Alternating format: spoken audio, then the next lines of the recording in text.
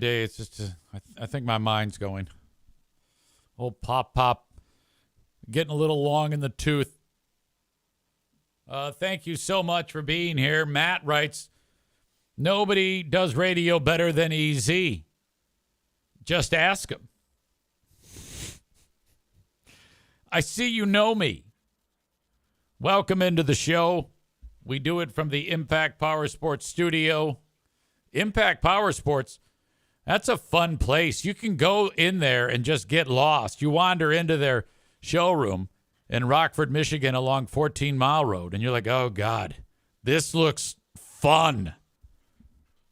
For God's sakes. That could be a great thing. Wander in there, get a side-by-side, an ATV, three-wheeler, four-wheeler, two-wheeler, motorcycle, e-bike, Yamaha golf cart, all things you can get, even a snowmobile or two. Go and shop. ImpactPowerSportsMI.com. Paul is here. He writes, missing your dad, EZ. Hope he's doing all right. And he is. I just talked to him yesterday when they broke the news to me that they cannot attend the last hurrah for the Easy Show podcast family. We all get together up north on this big weekend, and we kind of just sit around and stare at each other and eat. I think there's potential that Diana and my stepsister Elizabeth might go out and do the town, which usually involves them getting schnockered, and then Charity Scam Mike and I have to go pick them up from somewhere. But sometimes, especially my stepsister, needs to blow off some steam. Poor thing's been raising a child with a disability for a long, long time, and she doesn't do it alone, of course, but Chris in Buffalo says, get the Newports ready, easy. That's so funny. My God. I told a great story yesterday on the Patreon bonus podcast of when Charity Scam Mike went into a store to get a pack of Newports in Detroit. All of the party stores in Detroit are owned by Chaldeans. I'm not going to tell the story now. You got to go to the Patreon, Ben and Eric Patreon podcast from yesterday to hear the story. But, yeah, him going to the store to buy Newports with the Iraqi guy who was new to the store, family had owned it forever, turned into a bit of an odd culture shift and struggle. That story on the Ben and Eric Patreon podcast from yesterday, where it was a lot of fun. We had a lot of great conversations, Ben and I, a lot of laughs. We only did it for like 1 hour, though, because we had audience members dropping like flies, and for whatever reason, who knows, it might have been because they thought it sucked, or because the Tigers were going on, or the Northern Lights were happening. I know everybody's like was all distracted, and I said, you know what? Let's just wrap it up after 1 hour instead of an hour and a half. But it was a good time. Love doing the Ben and Eric Patreon podcast, and that was right after we finished up another edition of Who Are These Free Beers? Award-winning. Not really. It was show number 29. And we covered a lot of ground. I think between us, we had like 40 clips. We didn't use quite all of them, but it was sweet. You can check out both of those shows from a Big Fraud Thursday on my Patreon for 7 days free. Patreon.com/Eric Zane. I'm surprised not everybody does that. Offers a 7 days free. I think I convinced Dr. Steve to do that. I was just talking with Dr. Steve. Some of you may not know who Dr. Steve is, but he has a show on Sirius XM. He got famous from doing a show on the Opie and Anthony show. And he's a regular doctor. He's a run-of-the-mill doctor. And I became pals with him over the years from doing the Who Are These Podcast shit. And last year in Detroit for the Magic Bag live show with Who Are These Podcasts, I'm on stage with Carl and Vinny Paulino and Dr. Steve. So we're reviewing our clips that we've pulled, similar to what we do for Who Are These Free Beers or Who Are These Zanes or whatnot. And he was a bit off. Steve was a bit off, Dr. Steve. He kept like messing up his lines because he would write various jokes. He's pretty funny, actually. I write to him, "Hey, are you going to be in Detroit?" "Not this time. I won a drawing entry at the Hard Rock Casino on that day, and I have a good chance of winning." Whatever that means. And he writes, "Also, I had a bad experience there last time, and I still have a bad taste in my mouth about Detroit." So I wrote, "You had a bad experience? What the heck happened?" "Oh, shit," he writes. "Two of my friends disappeared right before the show, and I actually thought they were dead. So when he was on the stage with me, he thought they were dead. Turns out they just left right before my segment on stage to go fuck." But neither of them bothered to answer any of my texts or phone calls. So I was totally freaked out. I didn't even stay for the after party. Neither of them apologized or even acknowledged that their behavior was problematic. I was so distracted, I had a miserable time and bombed on stage. So fuck them both. And I'm like, so that's what's keeping you from coming? You dummy. Rebecca is here. She says, "Easy, did you see what Trump said about Detroit?" I did. And I can't wait to get to it. Trump is in the news again. I'll say this about him. I mean, he may not get it right all the time, but he is not afraid to just jump right in the shit. It's fantastic. God damn, is it great. I cannot wait to get into this story with you. Trump is a riot. God, is that fucker funny. I find him so amusing. I don't want him to win the election, but I mean, there's a silver lining if Trump is in the presidency. He's fucking hilarious. Nice mom mug, Easy. Yeah, it says Grand Valley State mom. Yeah, I just grabbed a mug. You're not a mom, Easy. Now you're 20% gay. Jeremy says it sure seems like Trump doesn't like a lot of things in America. I would say he hates about half the things in America. Right about exactly 50%. No surprise there. All right. We go early on a Friday edition of the show because the Northern Focus show takes over on Q100. And so I get out of school a little early on a Friday edition, so I'm able to get after this a little quicker than I normally do. I had a conversation with an audience member on Q100, and his name is Todd, and he calls me up and says, "So this is why I love Q100." I go, "Oh yeah, what's up?" And he describes to me that he just happened to be tuning into the competition in northern Michigan. It's a radio station called WKLT. And this is a typical rock radio station. And as you know, most radio stations, they play from a playlist of about 400 songs. They rotate them in and out, but generally it's 400 or so, maybe a little less.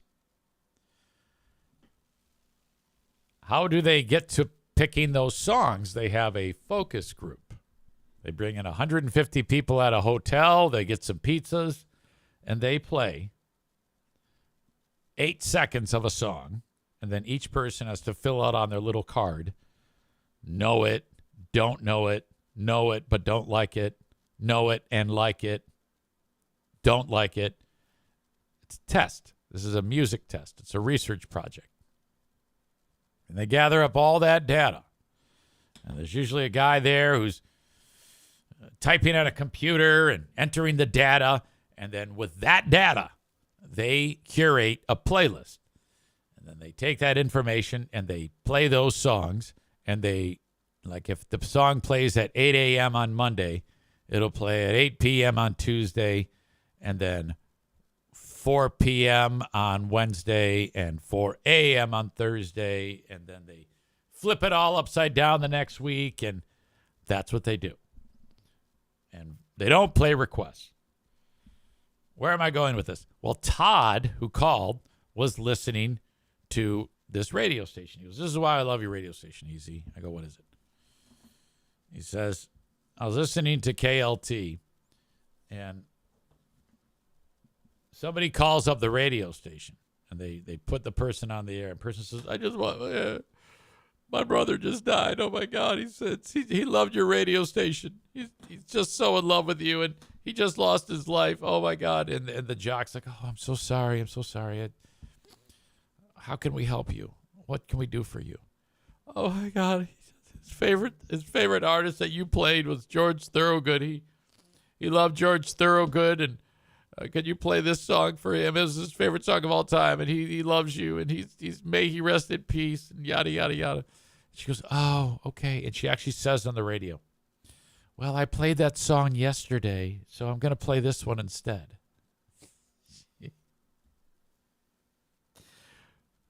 What? Huh? Like, as if she played it again, like something bad would happen. Oh, my God.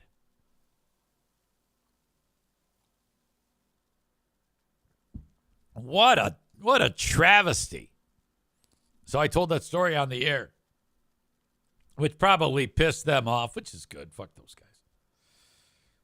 JC heard me talk about that. He wrote, "I was listening to KLT when that happened, when Terry Ray fielded the call. And she actually told the story, so the sentimental song she played instead was Bad to the Bone." And she's the fucking program director, so she can make that call. What the fuck are you doing?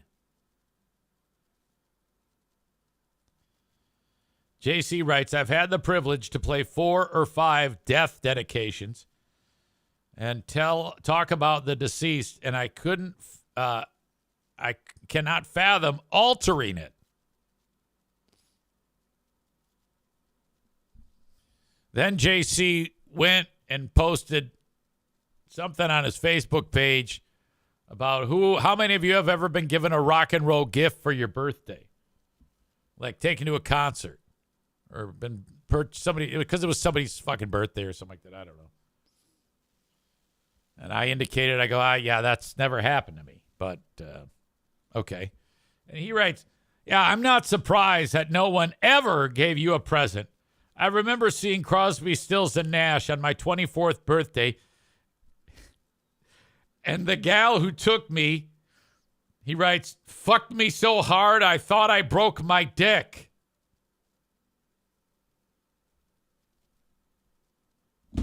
Jesus. I did not tell that story on the air, but talk about it here, so that's cool. Speaking of love, Kenny is here.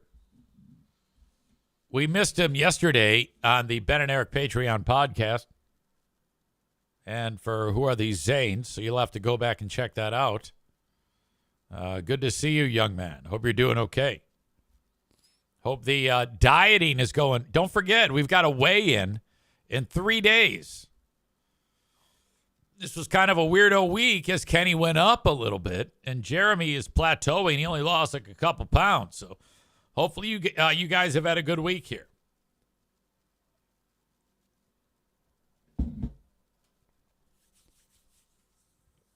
Kenny says the dieting is not going well this week. Well, you better turn that around. You got 3 days. You can still salvage this. You got all of today, all of Saturday, all of Sunday. You can really turn it around. Okay? I don't want to turn that frown upside down, whatever it is that's bugging you. And let that shit go. Today, we're eating well. Today, we're going to finish our intermittent fast. If you haven't started, if you've already broken your fast, well, all right, you got to be smart on this, okay? Because if Jeremy starts slaughtering you, we're going to give up our little, compiling of our points and our record here because it's going to be a bummer. We don't want that. Come on now. You can't start to end this so soon after we began it. So let's go. Let's go. Let's go, bro. Jeremy says, I'm putting in some work this weekend, but I'm sticking strong to the diet. Okay. That's good, big fella. Chris from Buffalo on Kenny not being available yesterday says, yeah, what the fuck, Kenny? No Kenny the Love Bug stories this week. We were so lean on people yesterday. It's obviously the end of the podcast. That's what this means. Joe Martinez is here stirring up shit. Talking about Michigan State. He says, little sister going to win this weekend. I don't know if that's a question or a statement because there's no punctuation at the end of it. So I'm not sure. I'll tell you if they're going to win. Let me see. They host Iowa. Boy, I don't know about that. I wonder who's favored in that one.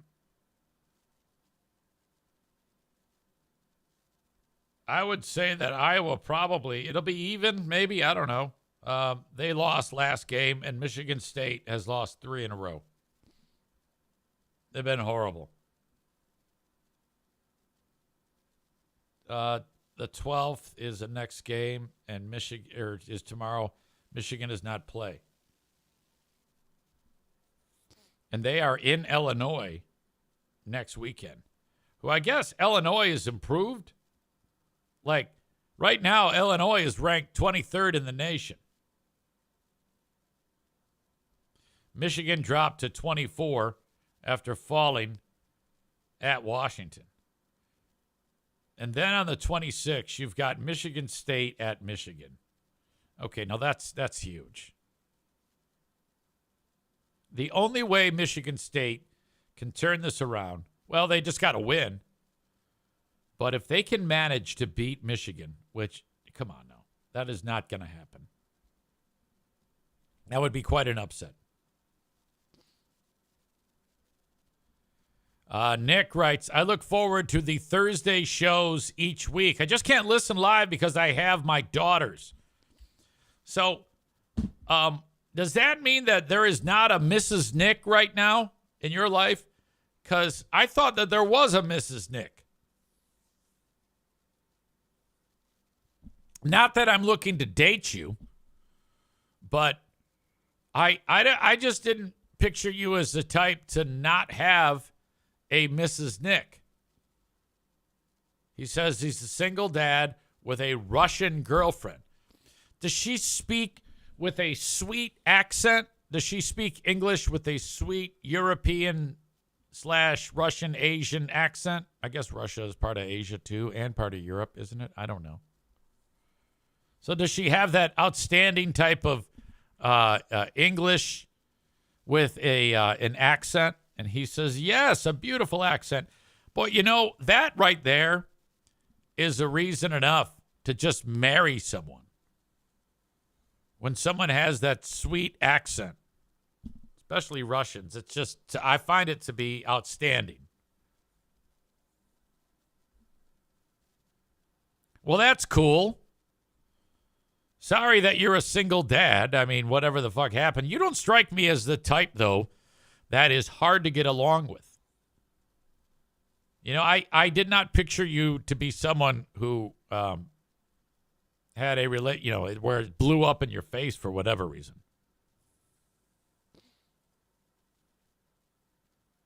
Kenny says, can you order those from a website or something, asking for a friend? How does one go about, I mean, she obviously, you said she's been here a couple of years. So she came here. She got herself established, and then you met this person. Is that how it all came to pass? And did you meet this person on like a dating app, and then when you finally met face to face, you're like, oh my God, she sounds unbelievable with that amazing accent on her English. I'm curious about how this arrangement started. Yes, she moved here for work, and we met on Tinder. You know that whenever you introduce her to anyone, they're going to assume that you ordered her online, just like Kenny said. That's what people are going to assume. I mean, that's what I assumed. I assumed when you said you have a Russian girlfriend that you're just like some kind of loser who can't like get a girl, and you had to like get one like who was trafficked or something like that. But I know that's not true, but that's what people are going to think. I want you to know that. So you might want to get her a T-shirt when she's, when you're walking around and it says, I was not trafficked. I actually love this guy. Nick says, I work for the government and I've had to do quite a lot of paperwork and meet with investigators because of my security clearance. Wow, that took a turn. That's crazy. Yankee Suck 138, who I believe is named Kevin, is in Northern Ontario, says, when I DJ'd at a strip club, I knew a lot of Russian women who moved here for work, too. How are things in Northern Ontario? They must be cold. I'm guessing it's, you were probably front and center for the Northern Lights last night there, Kevin. I mean, because we got them here in Michigan. Everybody has been talking about the Northern Lights. It's been a big topic in the past 24 hours around here. Radio Voice Linda sent me some pics. I went as far as just looking out the window, and I didn't see shit.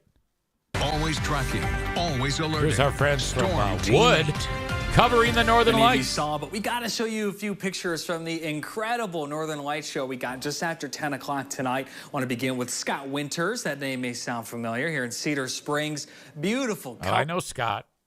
Scott was he's a longtime radio guy. I think he's kind of like a MAGA guy now. I think he does MAGA for a living.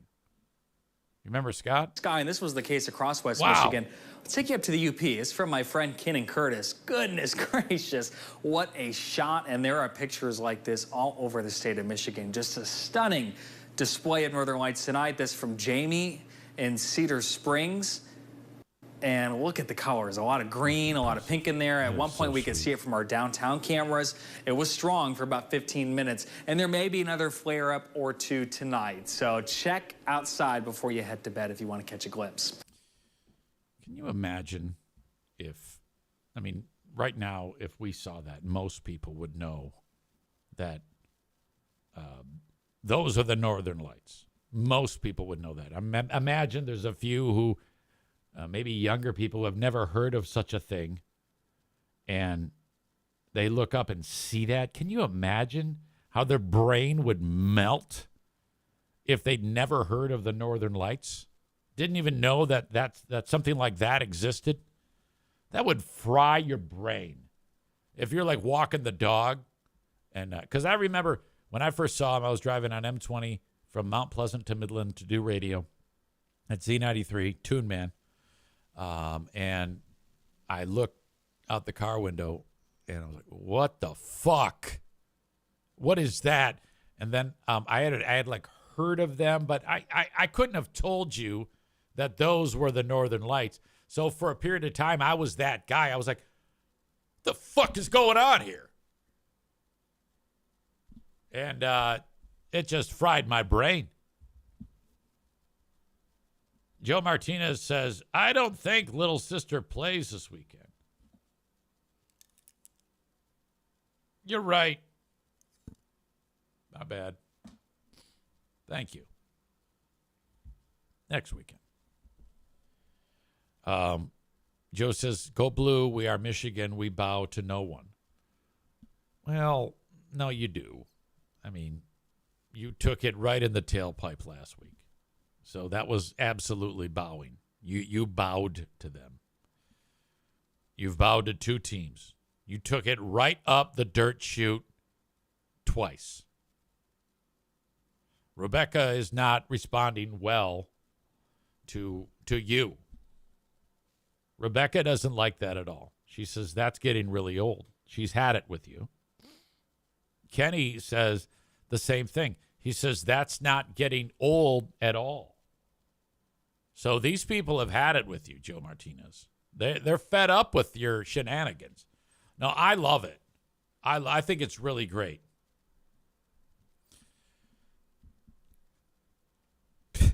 Piano Finger Banger with comment of the day writes, I might actually vote for Trump so that Joe gets deported. Okay. First of all, Joe was born in America. He's not even born in Mexico. He has Mexican heritage, but he was born in the U.S.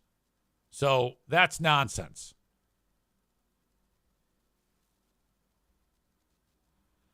Chris says, you might have to step in and sponsor more money to EZ for these shenanigans.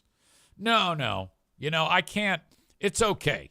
I don't mind Joe's shenanigans. Ryan says, if you're born in the U.S., it won't stop Trump's people. I wouldn't worry about that. Joe has the strength of like 10 men. So I don't think he can. There's no way anything like that would ever happen. He's just an absolute legend. But Michigan, I mean, they kind of stink this year. Come on now. They're not as bad as Michigan State, but they kind of stink.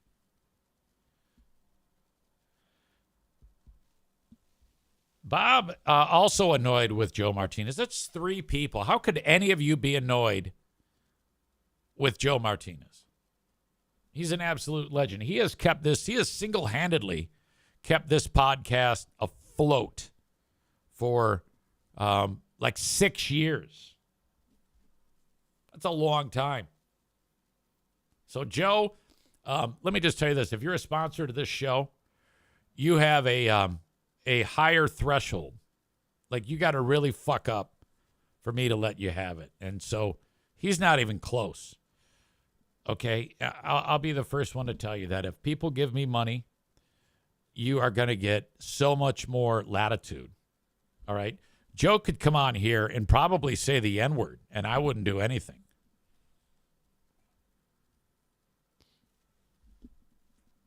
Bob says, I think the typos and lack of punctuation is what's annoying. I think I might have read that one. I don't know. Becky says, I don't think it matters to Trump that Joe was born in the U.S. Oh, come on. It's ridiculous. Joe writes, dump is a little bitch anyways. And I don't know what that means. Linda says, how is scum even in the top 25? Well, Michigan was 10th, and they lost a tough road game in the Big Ten. That's how.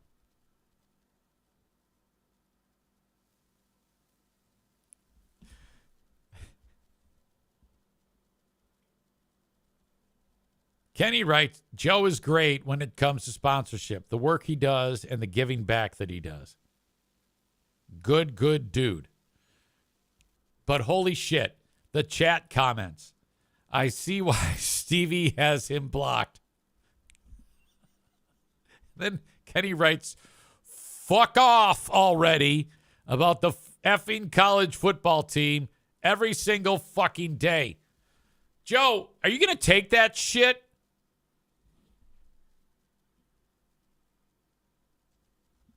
And then Kenny says, I love you, Joe.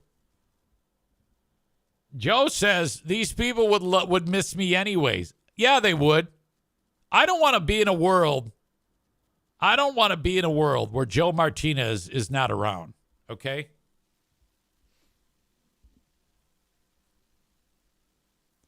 Piano Finger Banger goes with, I'm go blue all the way, but Joe makes me question my fandom. Matt says, stop. Hey, stop talking about Michigan. I want to bitch about Twitch ads, man. Oh! That's so true. That's a great point.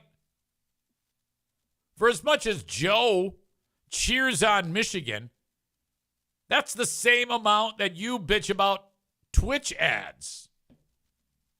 So there's that.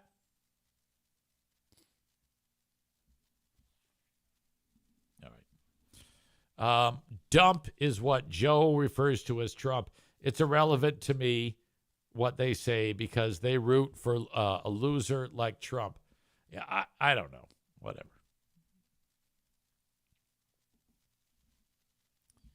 I'm glad you bring that up because Trump was in Michigan, in Detroit, and he's speaking to the economic club.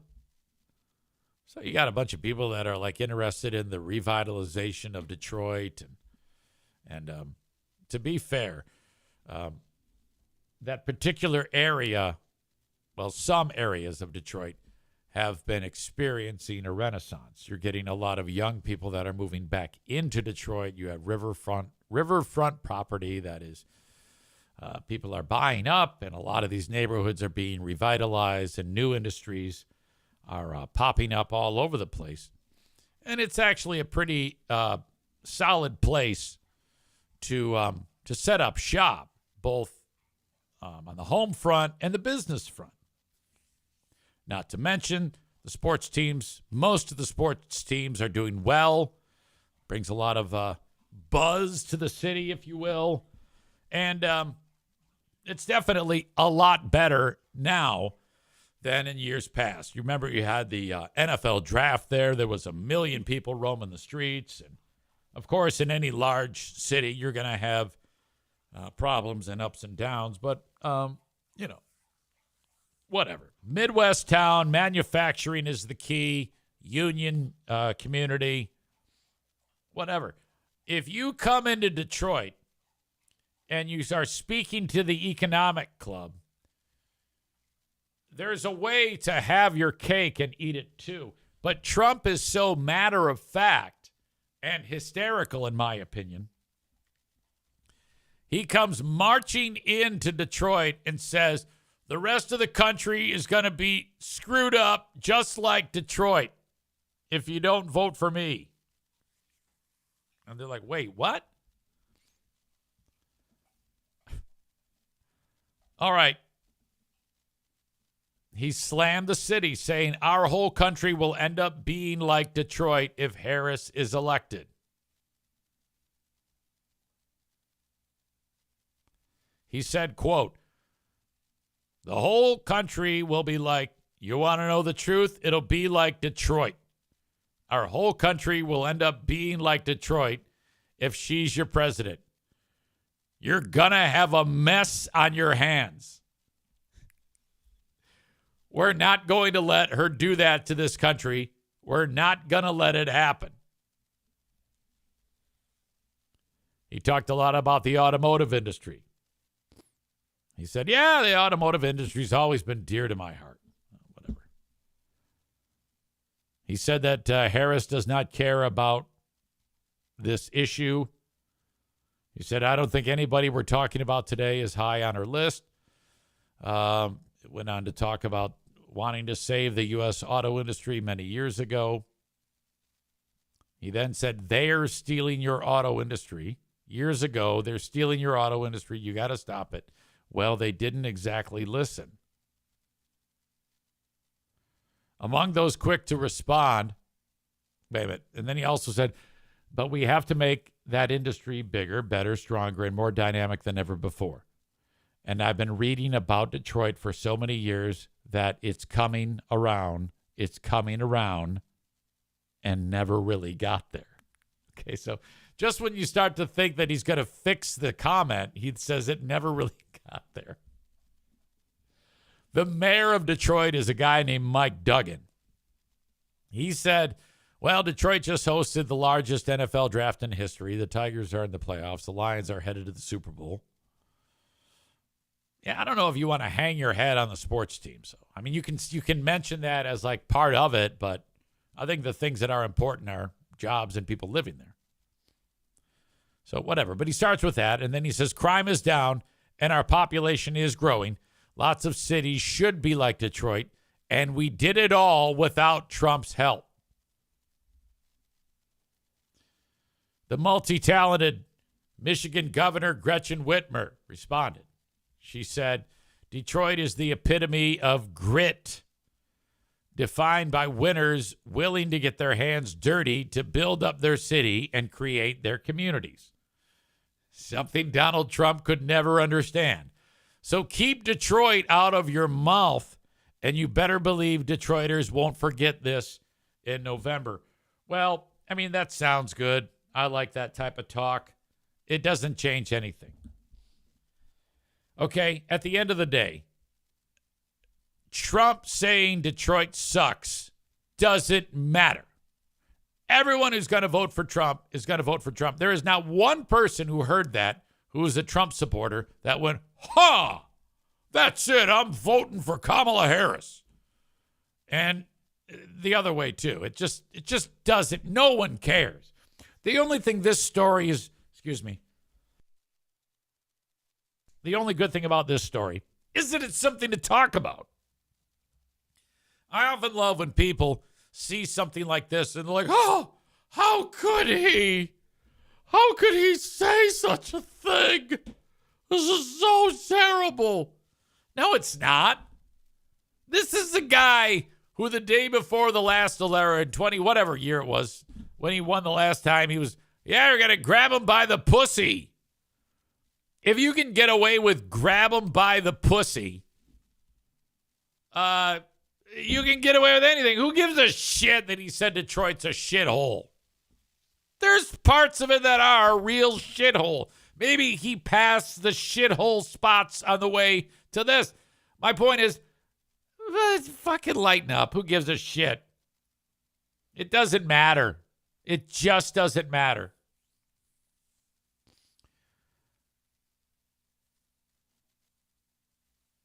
Tofus, Jeremy says to Joe Martinez, keep that energy when Michigan doesn't make a bowl game. Tofus says, what did Trump do now? There you go. Ryan says the Detroit slam did absolutely nothing to weirdo Trumpers that think the hurricanes were crafted by Democrats to kill MAGA loyalists. Exactly. Those people that support Trump after Trump says shit about Detroit, even if they are in Detroit and they love Detroit, they don't give a shit. Not going to change anything. Donko echoes what I said and says, to be fair, most of Detroit is a shithole. Yeah. Come on now. I don't think it's that big of a deal. I mean, Trump said far worse.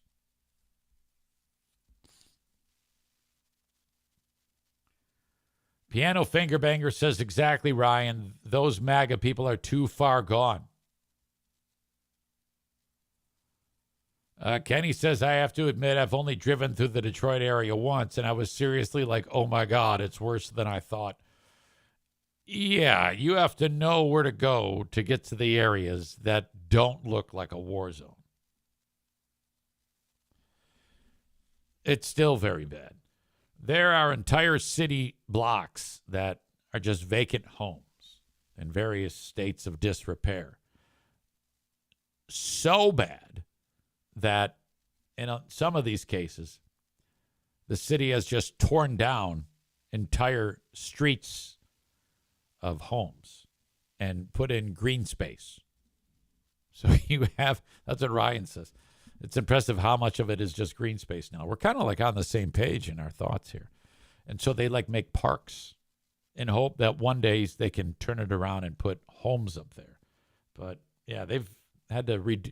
And the reason why they're not all ripped down is because there's so many homes that are abandoned.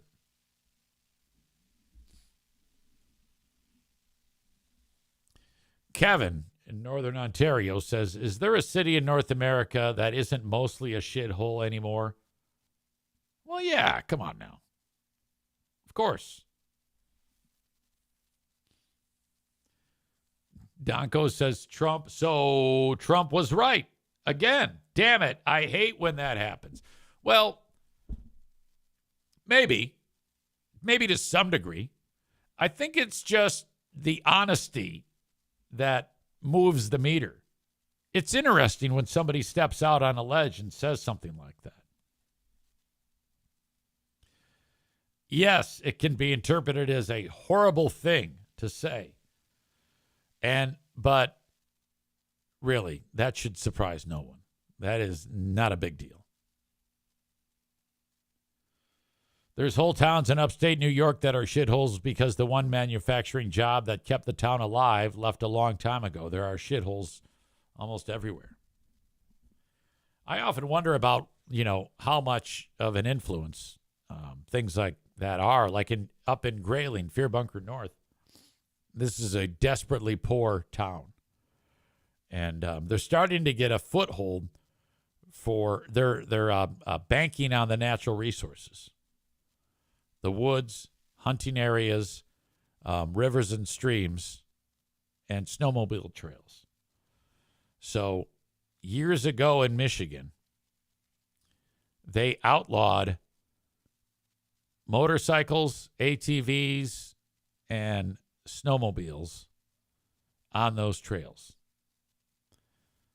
And that was such a mistake. And they were like, well, we got to protect. We don't want people ripping up the roads or whatever the fuck. I don't know why they did it in the first place. But you've got, every month of the year, every week of the year, people coming up to do this. So they'd come up and they would spend their money and rip up the trails. And it was a great time. Well, then they outlawed it. Well, everything went in the dumper because they figured out that was the only thing that people were spending money, how money was made in the area was through tourism. So after all the fun little places went under, they finally brought it back and said you can now take your snowmobiles everywhere and your motorcycles and your side-by-sides. So they've been able to resurrect the tourist industry up north, and that's like one of the only industries that's prominent up in Grayling. There are a few more that have opened up, but it's remarkable. I mean, if you turn it upside down like that, of course it's going to fuck up. I mean, it was unbelievable. But they're fixing it now. Nick in the arena says, yeah, if you go into the suburbs of Detroit, he wrote North Detroit, but he means like the suburbs. Troy, Birmingham, Sterling Heights, those areas are nicer than West Michigan. They're beautiful, but it's all just concrete and strip malls. New Era Hat Company left Buffalo, the town they started in a few years ago. Now we have nothing, or Buffalo area. There is no metro sprawl like the Metro Detroit area. It goes forever. So back when I was a kid, Detroit, the suburbs, where I lived in the city of Warren, that was north of Detroit by a handful of miles. Since then, it's continued to go north. Now it's up to where my dad lives by like 23, 24 mile and well beyond that. Off-roading tourism is what is helping turn West Virginia around. And we have people like Alyssa Slotkin that want to ban the gas engine. You know, I heard she is running for the Senate in the great state of Michigan against a guy named Mike Rogers. Now, she responded in an ad and said, I have no desire to take away your options on having a gas-powered vehicle. That's what she said in her marketing. So I don't know how true that is. I'm going to have to look that up. Because I don't want to vote for somebody who wants to ban the gas motor. I don't think that's true, Nick. I think you might be being retarded and believing like something that isn't a reality. By the way, you need to smoke menthol cigarettes, you ding-dong. The fuck are you doing? What, we talked about this on the Patreon or on the Ben and Eric show. Why would you not want to smoke a cigarette that has minty menthol goodness to it? Why would you want to just taste shit?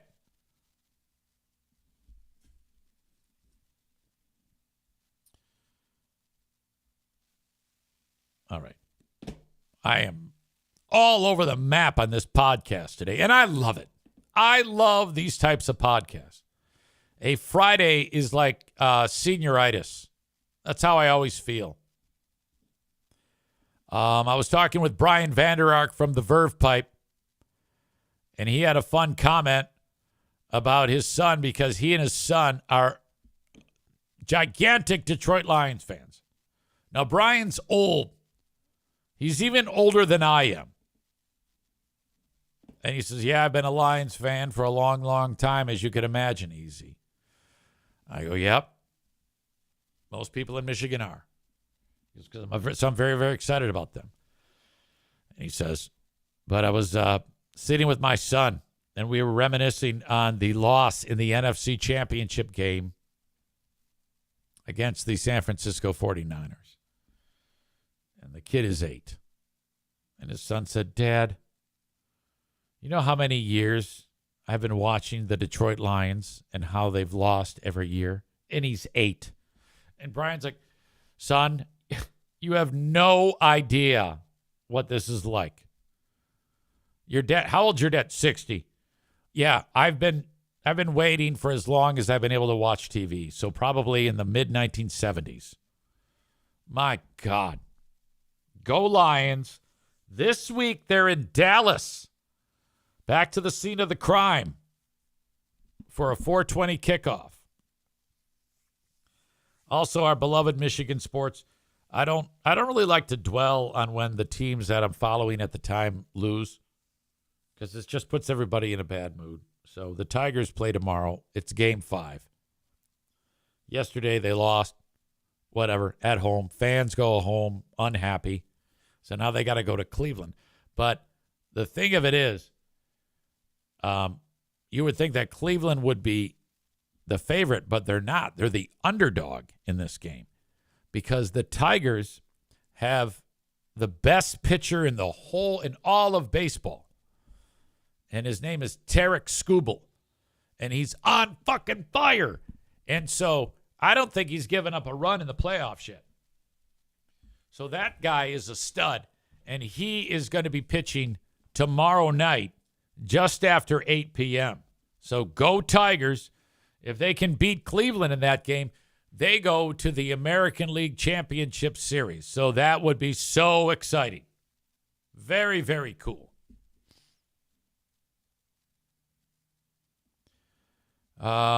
Joe talks about another meltdown about the Lions. So he's still not sold. Now, I know this about Joe Martinez. He is a Lions fan. But he's still in that I'm not going to believe it mode, which, you get that. You get that. Now, if Joe Martinez were any other member of the audience who didn't give me literally thousands of dollars, I would tell him to fuck off and ban him. But I would never dream of doing that. Okay? He's also extremely negative about the Tigers. And he says if they beat Cleveland, they would lose to the Yankees. Okay. I don't know how you is there, other than Michigan football, is there anything you like?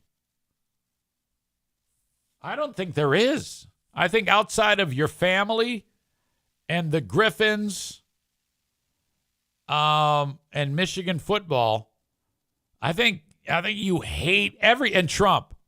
Well, you don't like Trump. You hate Trump, and then those other things you like. That's not that big of a palette there.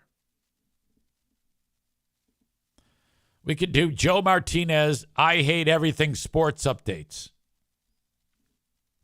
Thank you for being part of this podcast. It's on Facebook and YouTube right now, but not for long, because I'm about to send you on your way. The rest of the show is available on Twitch, twitch.tv/Eric Zane Live. Or download the Twitch app and just type Eric Zane Live in the search function, and there you go. Give yourself a username, enjoy the show with us in the chat, and have a good time. Patreon is available for free for 7 days. You do need to put in a payment form.